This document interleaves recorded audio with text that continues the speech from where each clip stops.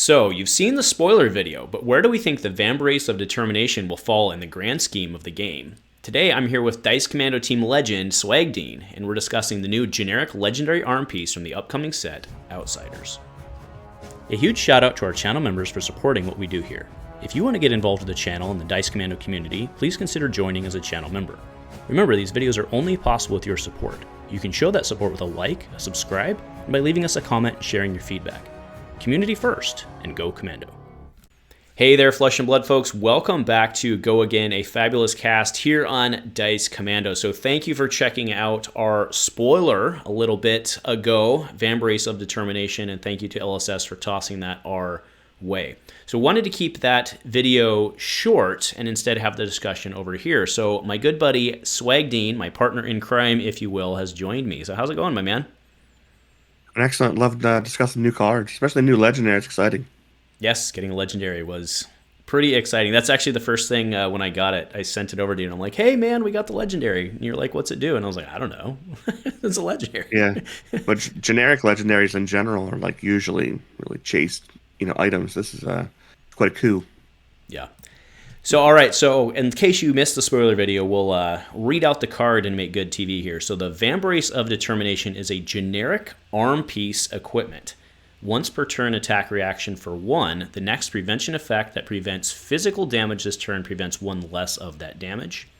When this defends, you may pay 1. If you do, it gains +1 defense and blade break. So, you would blow it up, and that is when it defends, so you can't keep paying it, just to clarify that. So you make it a 1 and it breaks. So I'll be honest, my first take on this was I was like, oh, that's not very good. But it's been growing on me. It's been growing on me. And what was your first take?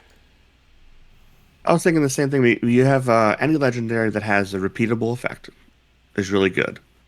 And this is the first one that's generic on the arm slot that has a chance of going in. And I think any deck that just really wants to hit, so like warriors, assassins, things like that, or maybe even rangers where you have a great hit effect, having that ability might be really worth having. Mm-hmm. So let me just cut to the chase. We'll pull off the Band-Aid. So is this why Crown of Seeds didn't get banned before? Is because they knew this was coming? And I mean, I'm not going to sit here and try and say this is as good as Crown of Seeds. That's not what I'm going to try and say. But it is a Seeds counter because if they pay, you can pay. Sure, they still get to do their card thing. But it is a Seeds counter in a way. So what do you think that tinfoil hat theory tracks? It's definitely cuts on Oldham. His defense reaction ability that prevents 2 as well would go down to 1, which is, debatably not worth doing. So it's definitely going to help, and it's something they can point at. And because it's generic, it's not like, this one class has the answer in the rock paper scissors, but like everyone has kind of an answer to Oldham now. Mm-hmm. Yeah, and I don't think that this is something that you are it's not your first choice equipment in most decks. But I think this seeds a lot of play as a sideboard equipment. Mm-hmm. Obviously depending on the meta, but that's how these games go with sideboards anyway, right? So, and the fact that this is generic is, I think a lot of people are going to end up having this card, I think. Mm-hmm. Yeah, I think Assassin probably jumps around it right away because they don't have a class-specific arm that's like amazing. Mm-hmm. So I think Assassin's immediately take it on. And then I can see over time, if you look at its power compared to like Brave Forge Bracers, if you were to build a tall warrior, this might be better, whereas the Bracers pump the second attack. If you have a because like Shock Charmers is, I guess, a similar ability, just costs 1 more, but you have to have the lightning type to do that. So, but there's a bunch of classes that might enjoy this card. But I guess the one thing is the downside is that it doesn't hurt like regular defense. It has to be the prevention effect. Now, if that becomes more and more prominent going forward, then this card becomes more and more valuable. Mm-hmm. And we were kind of talking about that pre-show, that we were talking about Spectral Shields specifically and the prevention of 1 damage, and that has since been errated or clarified, however they want to term it, to be ward now. right? So your ward effects, your prevention effects, quell. That's the other one I was forgetting. Right? Your Well, quell effects, right? yeah, the So, Helios Miter and some of the new instants, like in the last set, the Guardian instance that prevented damage, Oasis Respite, which is a super common popular card. A lot of the Mechanologist items say that prevent. So there's definitely a bunch of cards this touches, but not every deck necessarily uses them. But since they're probably not going to want to reprint more and more defense reactions like Sink Below and things like that, if they add more and more cards that are worded in this prevention kind of style, more ward based, I think this card becomes just more and more valuable. yeah, and in lieu of just, well, I mean, they could always reprint Sink and Fate, right? I think they probably should. But, in lieu of that, like, we don't want 18 defense reaction, 18 red 0/4s floating around, right? So that's certainly the path. So I think they're happy with the volume they have, so they're to hit that itch, they're creating different types, and this might just be better against that type in general. So let us, for the viewers out there, let us know in the comments below what are you thinking on this one? Is this simply just, I mean, that's the easy place to go. Is it simply just a seeds counter, or does this have real teeth? This is not a headpiece, but does this have teeth potentially into the meta? I mean, I don't know, where this is going to land on being a $30 legendary, an $80 legendary, and so on. But I think that this would be one that you wouldn't mind opening in your packs, or in your case, I would think, right? So, yeah, I'd be excited about getting this one. The artwork is decent, and like I said, I kind of like the assassin class. I can see this being good right off the bat, and I think with the assassin class, where it seems to like mess with your ability to defend, it's weakening your defense cards, and if you've got floating resources, are they gonna overblock or over prevent, expecting you to use this, or instead you raise a reflex or something else? I could see there being some gamesmanship on, the attack reactions. Which attack reactions are you going to get? Are you going to get a card from hand, or are you just going to pump it this way? Yeah, and it's maybe silly because Guardian likes to run armor, but when you're dominating, right, a lot of the times you do see these prevention effects come out because they can't physically block with the cards, right? They only have one, maybe two if they have one in Arsenal. So you'll see those Oases, Respites, or whatever it may be. I've seen wards on Ash. This might be something that Guardians run. Now, to be fair, the majority of the Guardian effects out there are crush, so it may not math out that way. But if you're, like you said, if you're just trying to stick a hit, it could make sense to do that with like a Bravo where you got that on-demand dominate.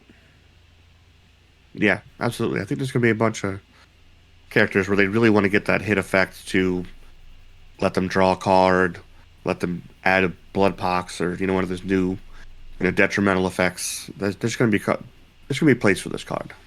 Yeah, you bring up a great point there with Assassin. Actually, I hadn't made that connection on the. I'm all sorts of excited about the Blood Rot Pox, and you're right. All you need to do is stick them twice. That's a really good point. Really good point. So you had brought up Brayforge Bracers actually, and do you think, because that one's not Blade Break? Well, I guess Crater Fist isn't either, but that's 3 defense for this. Do you run that or not? Like, is it better to have the 3 defense total, the 2 defense, and then the 1 defense, or just to be able to do this? I think with Warrior, especially if you're trying to do the multiple swings, Brave Forge is still better. But if you were to build a tall Warrior, I could see that making more sense. And it was also like Shock Charmers has that Spell Void where it blows up, but has no defense value otherwise. And Tiger Stripe Shuko is also a 2-block. It blows up as soon as you use it. So I felt like its defense was, comparable to other legendaries that exist. Okay, fair enough.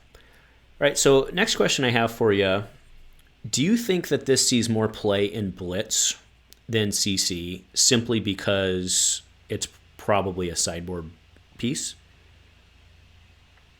Right, because you get the guaranteed sideboard slots, quote unquote, right? The arsenal, or the armory slots, right?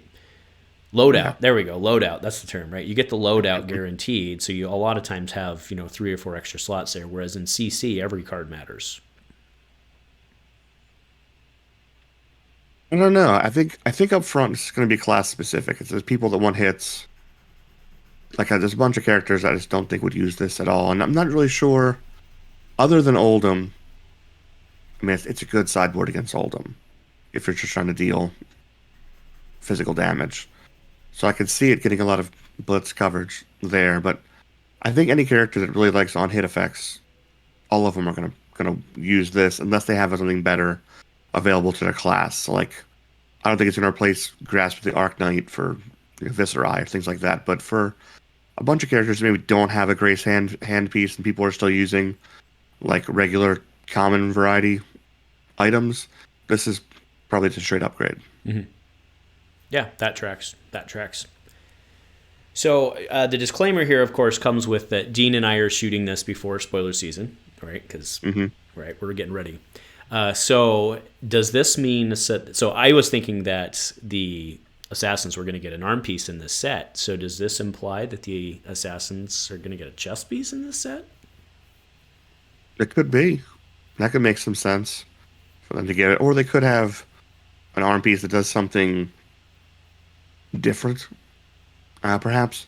I'm not really sure what it would be. I mean, usually you have, chess pieces tend to do more with, like, resources, things like that. Mm-hmm. So usually arm pieces are more likely to, like, you do extra damage or something like that. So I could see Assassin getting a chess piece that helps them with, paying for some kind of effect or something like that. Right. It'll be interesting to see whatever, or assuming that they'll get a legendary, it'd be interesting to see if it still has the thing where you can pay the silver to recur it or not, because that's a pretty cool mechanic. Yeah. That would be nice to see if they have a chess piece that, can recur in some kind of way. And maybe eventually they could have 4 pieces that could potentially be recurred, and maybe depending on which matchup you're in, which piece you're trying to get back more often. Mm-hmm. That could be interesting. Nice. Okay, cool. Well, I think that's kind of where we stand then. So it's good. It's good, not great, maybe, right? Good, not great. Yeah, I think there's a bunch of decks that, like, if they don't use any of those prevention effect cards, I could see this not being awesome. Like, I didn't really get a chance to use it, and I had to pay 1 to defend. So I think there's decks where this is going to look like... People who think it's underwhelming, I can totally get it, but I think if there's going to be more and more ward effects and things like it going forward, I think it just gets better and better over time. Mm-hmm. And at the very least, this serves as kind of a safety valve design piece for them going forward, right? Again, referencing Crown, right? Something like that happens again. This is kind of a safety valve to counter it. It's very, very, very cool. Very cool. Right. Well, I think that's about it. So, is that your main? Is that your main thing you're going to try and run it with as Assassin, or what are you looking for outsiders? At the moment, I've got a pretty good play set of everything from Assassin. So, jumping into the next set, I'm thinking that's where I'm at. I've enjoyed playing Assassin, but they still feel like they're missing a couple things. I'm hoping with this set, you fill in those gaps, and Assassin's going to be a legit deck to run. So that's where I'm going to go first, and then we'll see. I've never really gotten into Ninja much. If there's a bunch of good Ninja things, I could see maybe finally giving that class a go. But I'm going to be Assassin starting off. Yeah. Would you run this in would you run this in Ninja? Like, I could see it, right? Because you have the WTR bracers, and then you have Tiger Stripe. Yeah, so Tiger Stripe, if you're wanting to run those small attacks, would be better. But if you had, more big attacks, trying to go for your combos, trying to get more 3s and 4s out, this could be better. Yeah, because you get, the WTR one is actually, it's Battle Worn, actually. So it's Battle Worn, and then you can pop it to give a combo +1, which is pretty good. Yeah. Which is good, like I said, in Blitz. But like this one, which you can repeat affect it, it's possible. And I could see there being, if there was a character or an item that, like, easily blocked for 1, which is, like, tough against a character like Ninja that wants to do, like, Kadachis and such, I could see this being a way for them to counter, if they were to create such a character that's, like, this has, like, a natural shield of some kind. If a future character like that was to exist, this might be a nice counter for them. Yeah, you do bring up going back to my Blitz question, you actually bring up a good point there in that Blade Break is actually pretty significant in Blitz, that you have to pay for the one and then it goes away. That's actually pretty significant. I mean, you'd probably run Shuko, right, with the 2 defense in Blitz. Yeah. That's fair. Also has Blade Break, but yeah, it's just 1 extra health. And it's free. Yeah. Yeah, and I'm sure that's just the ninja thing, but I'm just saying, like, compared to, we're talking about Crater Fist and Braveforge Bracers. In Blitz, you probably would want the 3 armor, actually. That's fair. Yeah, it gives so much less health. That is fair. All right, so you're looking for Assassin. That's what I'm looking for the next set as well, but we'll see how my Rangers do. But, all right, let us know, folks, what you think, if you agree, if you disagree, and any shout-outs to give, Dean, before we get out of here? No, I'm just excited about the set, and I'm looking forward to Ranger being good, like you mentioned, and you being a Ranger, long time, looking forward to seeing if, and they always have interesting hit effects, and again, like, so this might be really good for them, potentially, as well. I'm excited about this set. It should be fun. Yeah. It'll be good to go back to, I'm excited to see how it plays out in Limited. I think that's the big thing for me with no Arcane. I think that'll, let's hope. Yes. Let's hope. And so many extra characters to choose from for draft. Like, it's not just one of 3. You can have a bunch of people potentially to choose from. This could be the best draft set they've released. Yeah. But we will see very shortly. So remember, those pre-releases are coming our way very soon. So before we do get out of here, I want to give you a shout out, Dean. Thanks for being my partner in crime and always being there for me to help out on the channel whenever I need it. So you guys can find Dean on the channel, I don't know, every now and then.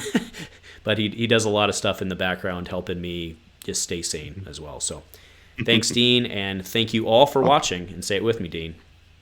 Go Commando.